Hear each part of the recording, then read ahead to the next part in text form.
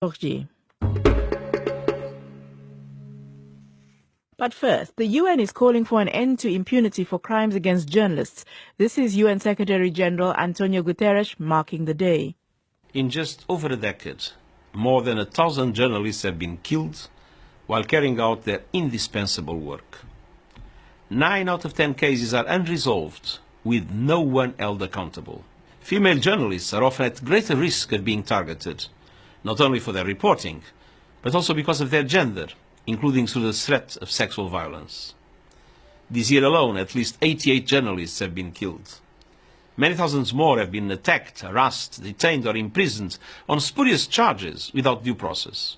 And this is outrageous. This should not become the new normal. When journalists are targeted, societies as a whole pay a price. I'm deeply troubled by the growing number of attacks and the culture of impunity. And I call on governments and the international community to protect journalists and to create the conditions they need to do their work. That's the UN Secretary General Antonio Guterres. It's a timely reminder, what with the high-profile assassination of the Saudi journalist Jamal Khashoggi. Journalists are targeted in all kinds of ways, from assassinations to low-level harassment, with death threats and arbitrary arrests in between. In Cameroon, where a separatist struggle rages in the northwest and the southwest, journalists are in the thick of it. The ripples have spread throughout society and affects the way journalists are treated. Many have been arrested, harassed and intimidated for doing their work.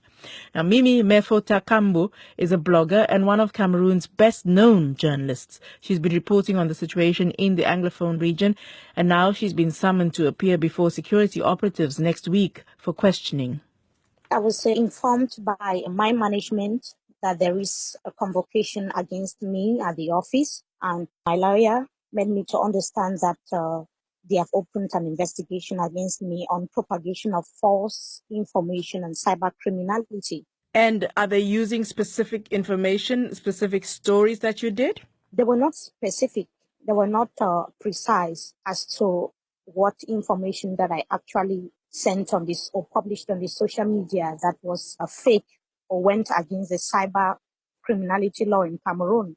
They were not specific. So possibly during the auditioning on the 5th of November 2018, on Monday next week, we are certainly going to be knowing why I was summoned, because I was normally supposed to appear today, but the lawyer made sure that it was postponed for Monday. Was it a surprise to you that the summons appeared? Yeah, I'm surprised, but not totally surprised, because recently I was victim of a lot of threats, sabotage, blackmail.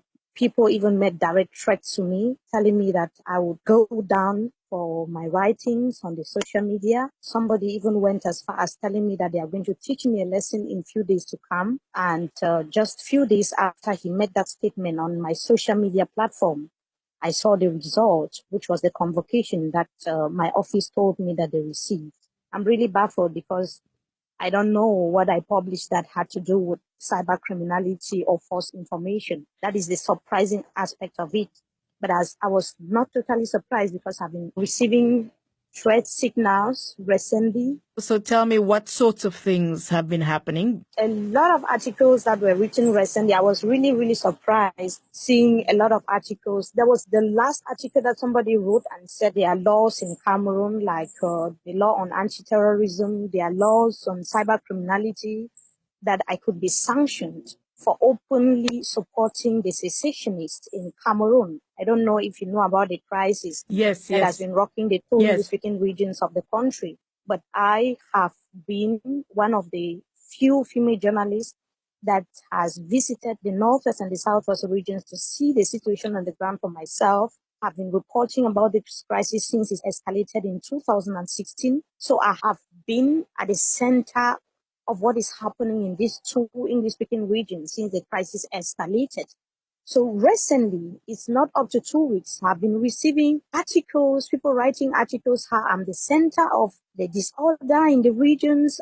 I don't know how my name got there, but I've been receiving some strange articles from people who claim they were journalists, but actually they weren't, because the associations of journalists had to dig deep to find out who the individuals were, but they could not know who they were.